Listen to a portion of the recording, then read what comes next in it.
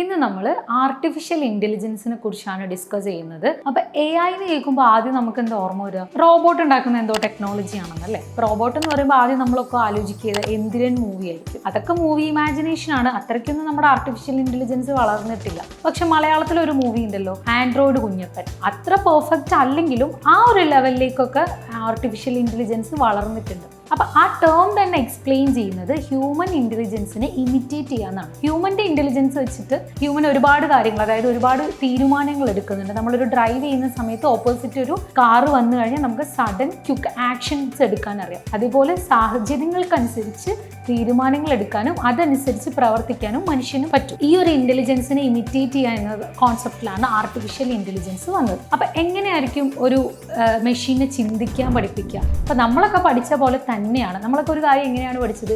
Experience എന്നല്ലേ. അപ്പോൾ നമ്മുടെ എക്സ്പീരിയൻസ് എന്ന് പറഞ്ഞാൽ എന്താണ്? പാസ്റ്റിലുണ്ടായിരുന്ന, അതായത് ഇപ്പോൾ ഫോർ എക്സാമ്പിൾ പറയുവാണെങ്കിൽ ക്യാൻഡിൽ കത്തിക്കൊണ്ടിരിക്കുമ്പോൾ കൈ വെച്ചാൽ കൈ പൊള്ളുമെന്ന് നമുക്കറിയാം. അപ്പോൾ അത് നമ്മളെ സംബന്ധിച്ചൊരു എക്സ്പീരിയൻസ് ആണ്. അപ്പോൾ നമ്മൾ എക്സ്പീരിയൻസിൽ നിന്നാണ് ഓരോ കാര്യങ്ങൾ പഠിക്കുന്നത്. മെഷീനെ സംബന്ധിച്ചിടത്തോളം എക്സ്പീരിയൻസ് എന്ന് പറയുന്നത് ഡാറ്റയാണ്. അതിന് വലിയൊരു എക്സാമ്പിൾ പറയുവാണെങ്കിൽ ആമസോണിലും നെറ്റ്ഫ്ലിക്സിലൊക്കെ വരുന്ന റെക്കമെൻഡേഷൻസ്, ആമസോണിൽ വരുന്ന പ്രൊഡക്റ്റ് റെക്കമെൻഡേഷൻ. നമ്മളിപ്പോൾ ഒരു പ്രൊഡക്റ്റ് സെർച്ച് ചെയ്ത് കഴിഞ്ഞാൽ മെഷീൻ അറിയാം, ഓക്കെ, ഇപ്പോൾ ഫോർ എക്സാമ്പിൾ ഡേവിഡ് എന്ന് പറയുന്ന ആൾക്ക് ഈ പ്രൊഡക്റ്റ്, ഇങ്ങനത്തെ ടൈപ്പ് പ്രൊഡക്റ്റിനാണ് ഇൻട്രസ്റ്റ് എന്നറിയാം. അപ്പോൾ മെഷീനെ സംബന്ധിച്ച് അതാണ് ഡാറ്റ. അത് വെച്ചാണ് മെഷീൻ പ്രഡിക്ഷൻ നടക്കുന്നത്. ഇനി നെറ്റ്ഫ്ലിക്സ് റെക്കമെൻഡേഷൻ, 2 സീരീസ് ഒരേ ടൈപ്പ് കണ്ട മൂന്നാമത്തെ സീരീസ് അതിനെ റിലേറ്റ് ചെയ്തുകൊണ്ട് തന്നെയാണ് നമുക്ക് റെക്കമെൻഡേഷൻസ് വരുന്നത്. അതും ആർട്ടിഫിഷ്യൽ ഇന്റലിജൻസിന് എക്സാമ്പിൾ ആണ്. അപ്പോൾ നമുക്ക് 3 രീതിയിൽ മെഷീനെ പഠിപ്പിക്കാം. ഒന്ന് സൂപ്പർവൈസ്ഡ് ലേണിംഗ്, ഒന്ന് അൺസൂപ്പർവൈസ്ഡ് ലേണിംഗ്, ഒന്ന് റെയിൻഫോഴ്സ്മെന്റ് ലേണിംഗ്. സൂപ്പർവൈസ്ഡ് ലേണിംഗ് എന്ന് പറഞ്ഞാൽ നമ്മളൊക്കെ പഠിച്ച പോലെ തന്നെ നമുക്ക് പാരന്റ്സ് പറഞ്ഞു തന്ന് പഠിപ്പിച്ച് കുറേ കാര്യങ്ങളുണ്ട്. കുറേ ഇൻസ്ട്രക്ഷൻസ് തന്ന് മുതിർന്നവർ പറഞ്ഞ് പഠിപ്പിച്ച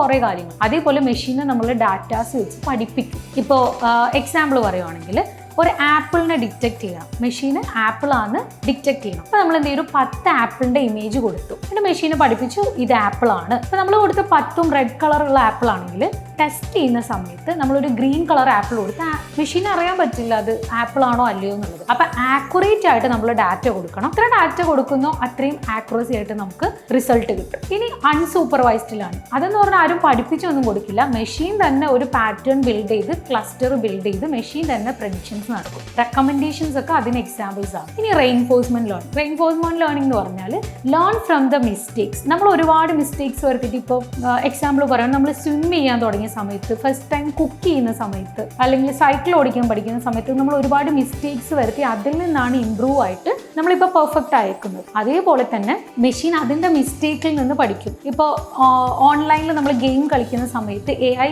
ബോട്ടുകൾ ഉണ്ടാകും, ഗെയിം ബോട്ടുകൾ ഉണ്ടാകും. അപ്പോൾ ആ ബോട്ടിന് അറിയാം ഒരു പോയിന്റിൽ എത്തിക്കഴിയുമ്പോൾ സ്കോർ പോകും, ഒരു പോയിന്റിൽ എത്തുമ്പോൾ ഔട്ട് ആകും. അപ്പോൾ ഒരു തവണ ഗെയിമിൽ ഔട്ട് ആകുമ്പോൾ മെഷീൻ പഠിക്കും, ഓക്കെ ഇങ്ങനെ ചെയ്യാൻ പാടില്ല. അങ്ങനെ ലേൺ ഫ്രം ദ മിസ്റ്റേക്സ് മെഷീന് പഠിക്കാൻ പറ്റും. ഇനി ഡീപ്പ് ലേണിംഗ് എന്ന് പറയുന്ന ഒരു കോൺസെപ്റ്റും കൂടെ ഉണ്ട്. AIക്ക് ചെയ്യാൻ പറ്റാത്ത ഒരുപാട് കാര്യങ്ങൾ നമുക്ക് DL വെച്ച് ചെയ്യാം, ഡീപ്പ് ലേണിംഗ് വെച്ച് ചെയ്യാൻ പറ്റുന്നുണ്ട്. അപ്പോൾ ഡീപ്പ് ലേണിംഗ് എന്ന് പറയുന്നത് നമ്മുടെ ബയോളജിക്കൽ ന്യൂറോൺസിനെ ഇമിറ്റേറ്റ് ചെയ്യുക. അതിനൊരു എക്സാമ്പിൾ ആണ് നമ്മൾ ഹ്യൂമന്റെ വോയിസ് റെക്കഗ്നിഷൻ എന്ന് പറയുന്നത്. നമ്മൾ കുറേ വളരുന്നതിനനുസരിച്ച് ഒരുപാട് വോയിസ് കേട്ട് ന്യൂറോൺസിൽ സ്റ്റോർ ചെയ്ത് വെച്ചിട്ടുണ്ട്. അതിൻ്റെ ഡാറ്റ എത്രയാണെന്ന് നമുക്ക് ഇമാജിൻ ചെയ്യാനൊന്നും പറ്റില്ല. ഇപ്പോൾ ഒരു മെയിലിൻ്റെ വോയിസ് കേട്ടാലും ഒരു ഫീമെയിലിൻ്റെ വോയിസ് കേട്ടാലും നമുക്ക് ഡിറ്റക്ട് ചെയ്യാൻ പറ്റും, ഓക്കെ അത് ഫീമെയിൽ വോയിസ് ആണ്, അത് മെയിൽ വോയിസ് ആണെന്ന് നമുക്ക് അറിയാൻ പറ്റും. അതേപോലെ തന്നെ ബയോളജിക്കൽ ന്യൂറോൺസിനെ ഇമിറ്റേറ്റ് ചെയ്യുന്ന കോൺസെപ്റ്റാണ് ഡീപ്പ് ലേണിംഗ് എന്ന് പറഞ്ഞാൽ. അപ്പോൾ അതിൽ വരുന്ന വേറൊരു വലിയ എക്സാമ്പിൾ പറയുവാണെങ്കിൽ, ഇപ്പം നമ്മൾ ലാംഗ്വേജ് ഡിറ്റക്ടർ, അതായത് ഗൂഗിൾ ട്രാൻസ്ലേറ്ററിൽ ഒരു ഓപ്ഷൻ ഉണ്ട്, ഇപ്പോഴും ഉണ്ട് ഓപ്ഷൻ. അത് നമുക്ക് അങ്ങോട്ട് പറഞ്ഞു കൊടുക്കാം. ഇപ്പം നമുക്ക് മലയാളം നന്നായിട്ട് അറിയാം, ഇംഗ്ലീഷും അറിയാമെങ്കിൽ അവർ മലയാളം വേർഡ്സ് വരെ അതിൻ്റെ ഇംഗ്ലീഷ് നമുക്ക് ടൈപ്പ് ചെയ്ത് കൊടുക്കാം. അപ്പോൾ ഇപ്പോഴും നമ്മൾ ആ ഡാറ്റ, ആ മെഷീനെ നമ്മൾ ഇപ്പോഴും ഡാറ്റ കൊടുത്ത് ട്രെയിൻ ചെയ്തുകൊണ്ടേ ഇരിക്കുകയാണ്. എത്രത്തോളം ഡാറ്റ കൊടുക്കുന്നു അത്രത്തോളം നമുക്ക് ആക്യുറസി കിട്ടും. ഇതാണ് മെഷീൻ ലേണിംഗിൻ്റെ ഒരു ബേസിക് കോൺസെപ്റ്റ് എന്ന് പറയുന്നത്.